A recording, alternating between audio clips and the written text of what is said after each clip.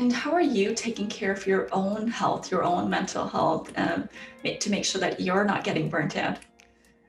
Yeah, so it's a good question. I do find that I go through these swings. When I start a new job, I dive in and I do tend to forget a little bit about myself. And so that has been it a little bit lately.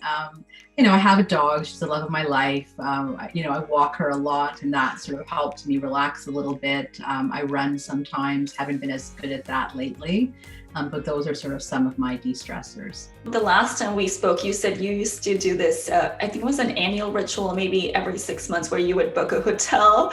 Not once, twice. So usually I try to slip away twice a year by myself to one of the spas in Niagara-on-the-Lake. And I go and I go to the spa, I go for a run along the water, I do a bit of shopping, I eat at the wineries, and it's just sort of my own me time. Mm-hmm. Now, obviously, with restrictions, we can't do that right now. But as soon as the restrictions are lifted, there I go. Yeah, I love that, just by yourself and time to sort of rejuvenate and energize for what's next. Yeah. Well, I think as a mother of three, mm-hmm. With a husband and a dog, your time is never your own, right? And there's always some demand on your time. And it's nice just to get away by yourself, where you are in control of your own schedule and you decide when you want to eat, when you want to swim, when you want to run. These are the small luxuries, I think, that as a busy mom, that are really just important to me. When you're speaking about family and all of the other responsibilities, how do you negotiate that as you're climbing in your career, or you have those ambitions to dream bigger and do better things and have a larger impact? There's consequences to everything that we do. So how did you go about your own journey? That's a really insightful question, and I really like you saying there are consequences to everything we do, because I think there are. This may not be a popular opinion. Somewhere along the line, I feel that women were sold a bill of goods to say they could have it all. I honestly don't know how that is possible. I found that when both my husband and I were working out, at our jobs, going into the office every day, juggling with the children, coming home at 5:30, 6 o'clock, looking at each other and saying, what do we make for dinner? It was a lot of stress. It was immense stress on all of us. Now, since the pandemic, he set up his own company, so he's been working from home. When I had this job opportunity, I sat down with the family and I said, okay, here's the opportunity. It looks really exciting to me, but I'll be going in every day. I'm going to be working long hours. Is everybody up for this? So we had it as a conversation, and everybody was supportive. They've been amazing. My husband, my family, they've been really amazing. He is carrying the truckload of the work at home, cooking dinner every night. I'm often getting home late. I try to have dinner with the family at least a few times a week, but can't make every night. So he's really been carrying a lot of it. And we've had lots of conversations where we've said that if he was also working out of the house, this just wouldn't work. It would just be way too much stress on us. My answer to your question is really need to think about how you structure this and, how do you make it work? Maybe for some people, it's having a meal service that, brings them dinner 5 days a week. I really don't know. I do find the coming home after a long day and the what's for dinner conversation really, really tricky. And it's working for us now, but only because he's working from home. I love how you sat together at the table to discuss this. It's like you made sure that all your stakeholders were aware of what was going to happen, so we were all part of the same project. I'm curious, when you were both working, so you and your husband, what are some lessons maybe you learned at that time, balancing or integrating family and career ambitions? It was hard. It was really hard. Your children need you at different stages of their life in different ways. As everybody knows, our work is very fluid. With your laptop and your phone, you're always connected. I find I am better at separating work and home.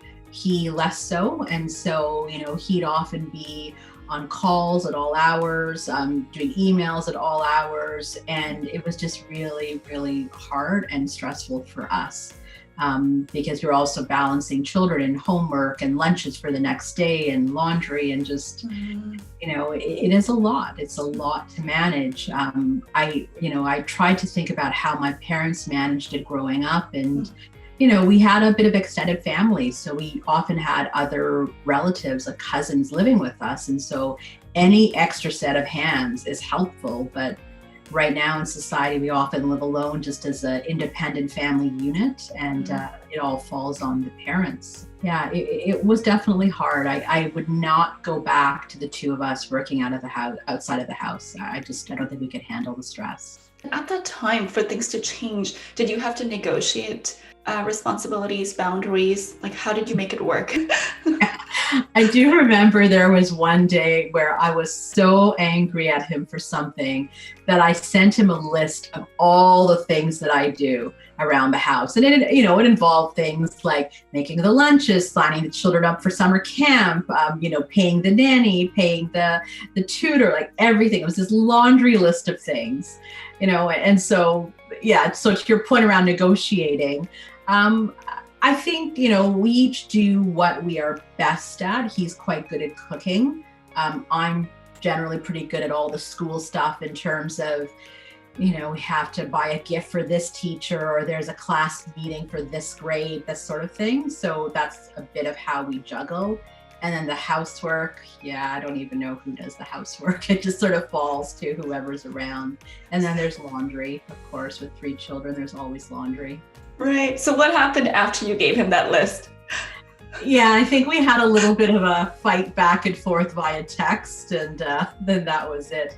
Actually, just a funny story. I remember on Twitter during the pandemic, one couple who were both physicians tweeted out how they had wanted to sit down with each other and go through the list of what they each did, just in case one of them contracted COVID and had to self-isolate.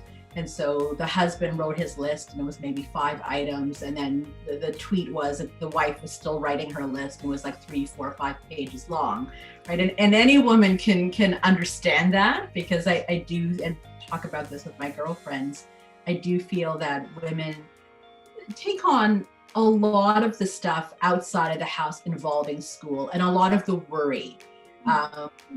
My husband, the day before summer starts, would say, "Oh, have we signed the kids up for camp?"